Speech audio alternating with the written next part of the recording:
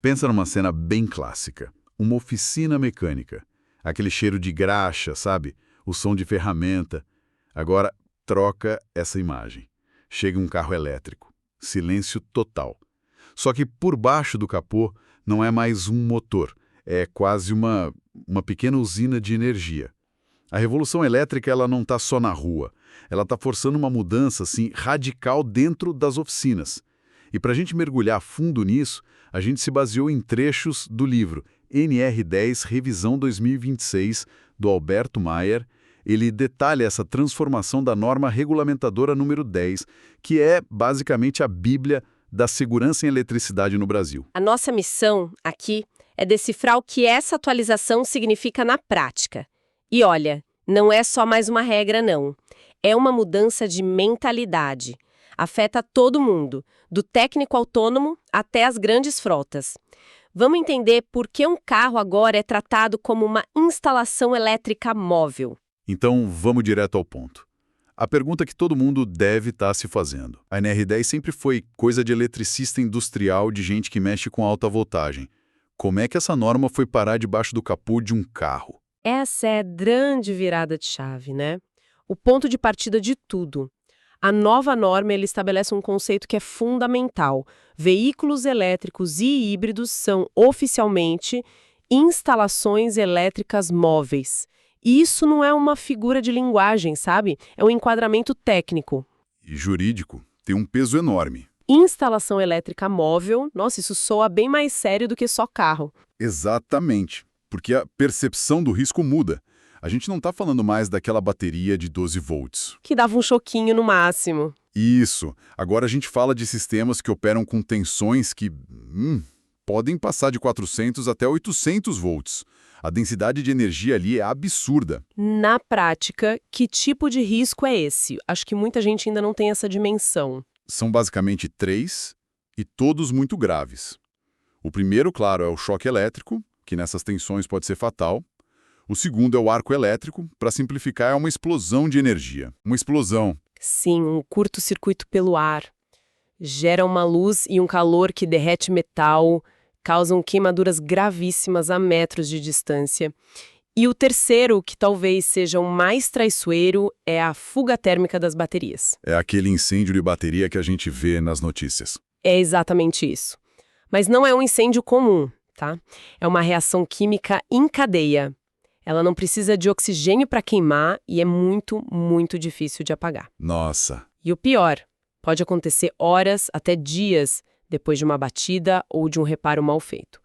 Mesmo com o carro desligado. Ok, o porquê da mudança ficou bem claro. O perigo é de outra natureza. O material aqui destaca que, por causa disso, a norma está mudando. Deixa de ser aquela lista de faça e não faça. A abordagem prescritiva. Exato. E passa a ser um modelo de gestão de riscos. Isso é uma mudança fundamental. O técnico deixa de ser só um executor, né? Ele vira um analista de segurança. Você pegou o ponto central. É o fim da era do improviso, daquela confiança cega só na experiência. A nova NR10 ela exige que os riscos elétricos sejam formalmente identificados, avaliados e controlados. E o principal, tudo tem que ser documentado e tem que estar integrado ao PGR da empresa, o Programa de Gerenciamento de Riscos. Então aquela cultura do eu sempre fiz assim e nunca deu nada? Acabou, não se sustenta mais, nem tecnicamente, nem juridicamente.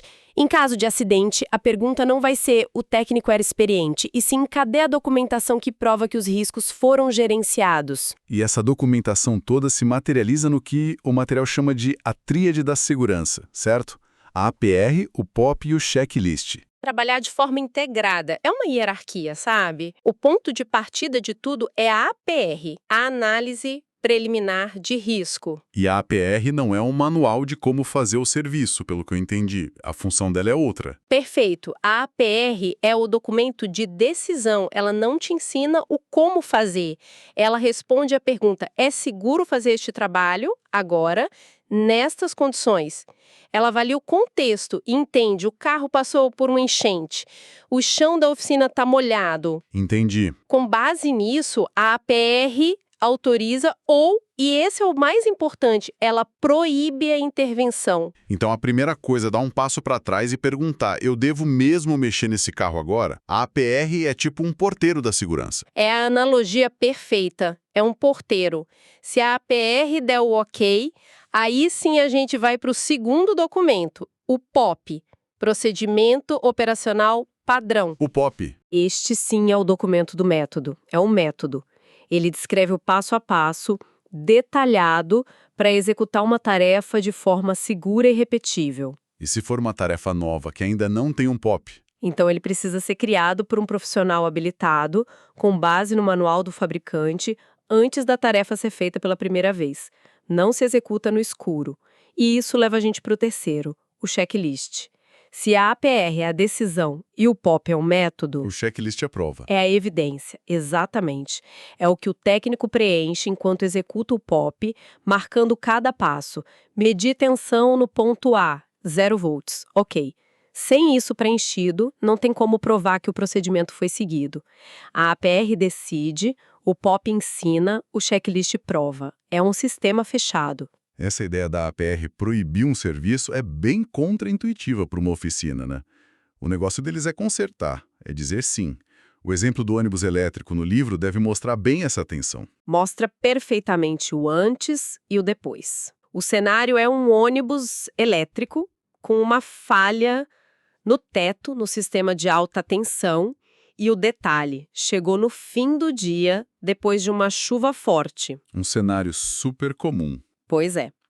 No cenário 1, o antigo, sem gestão de risco, chamam o técnico mais experiente. Ele confia na prática dele.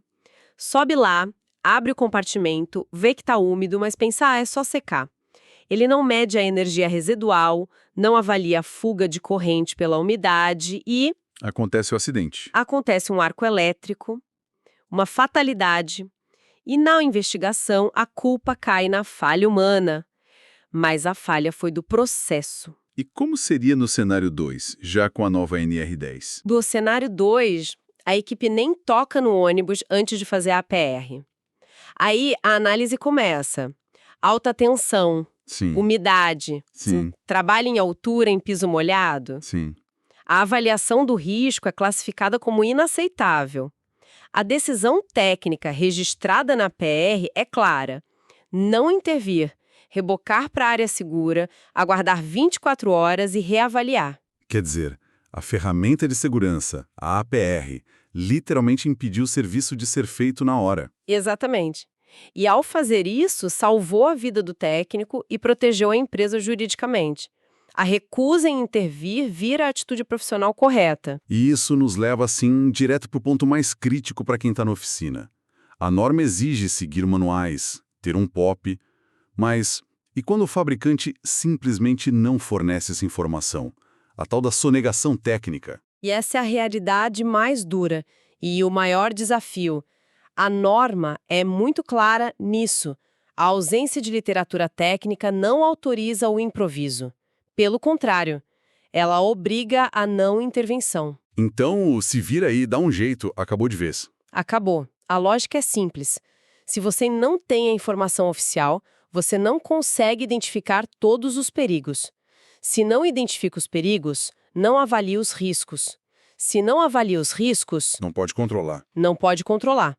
Então, a única ação segura e defensável é não fazer.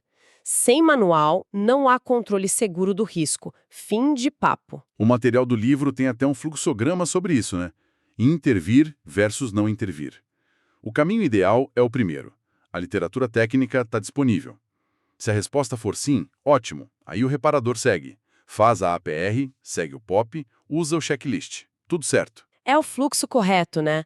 O conhecimento permite a ação segura. Mas aí tem o caminho 2. A realidade de muitos. A literatura está disponível. Resposta: não. Nesse momento, a norma aciona um protocolo de autoproteção. O primeiro passo é formalizar o pedido ao fabricante. E isso é crucial. Não é só ligar. É mandar e-mail, registrar protocolo.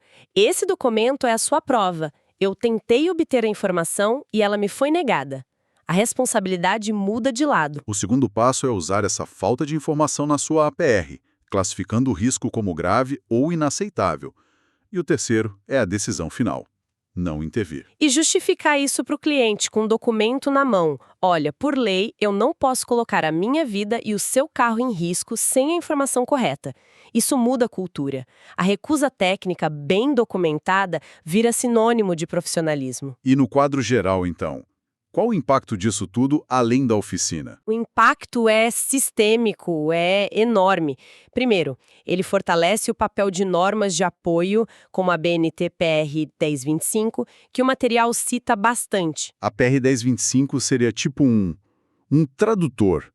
Traduz o juridiquês da NR10 para a prática. Exatamente, uma ponte técnica. A NR10 diz o que fazer e a PR 1025 ajuda a definir como.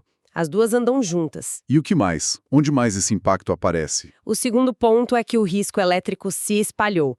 Ele não está mais só na oficina. Ele está na garagem do condomínio, no estacionamento do shopping, nos eletropostos e, de forma crítica, na rua, num acidente. Nossa, isso amplia o círculo de responsabilidade de uma forma... Gigantesca, síndicos, gestores de shopping, todos eles agora têm uma instalação elétrica de alta tensão móvel em suas propriedades. E principalmente as equipes de resgate, os bombeiros. O protocolo para atender um acidente com um elétrico é outro. Cortar o cabo da bateria de 12 volts não adianta nada e pode ser fatal. E por último, as consequências jurídicas, claro. Sim, o não cumprimento de tudo isso, a falta da PR, do POP, em caso de acidente, pode caracterizar negligência, imprudência ou imperícia, com implicações civis, trabalhistas e até criminais. Para ser direto, uma seguradora poderia negar a cobertura de um incêndio numa oficina se ela não apresentar a documentação de um serviço elétrico feito semanas antes? É um cenário perfeitamente plausível. As seguradoras e os grandes clientes vão passar a exigir essa conformidade. A gestão de risco deixou de ser uma boa prática, virou condição de sobrevivência no mercado. Resumindo, então, a manutenção de elétricos deixa de ser um trabalho empírico, baseado no talento, e vira um processo de engenharia de segurança, com gestão, documento, rastreabilidade. O mecânico precisa pensar como gestor de uma usina. Exato. E isso nos deixa com uma reflexão final, um desdobramento que surge dessa questão da sonegação técnica. A nova NR10, ao tornar a informação do fabricante um pré-requisito legal para fazer o reparo, pode ter um efeito colateral inesperado no mercado. Como assim? A questão que fica é, será que essa exigência legal vai forçar os fabricantes a serem mais transparentes com o mercado, democratizando o acesso à informação? Ou o contrário? Ou, pelo contrário, será que ela vai consolidar ainda mais o poder das concessionárias, que já têm o monopólio da informação, e vai acabar estrangulando as oficinas independentes que vão ser legalmente impedidas de trabalhar? No fim, a luta pela segurança do trabalhador pode acabar redesenhando todo o mapa da competição no setor de reparação aqui no Brasil. É uma disputa de mercado que está só começando.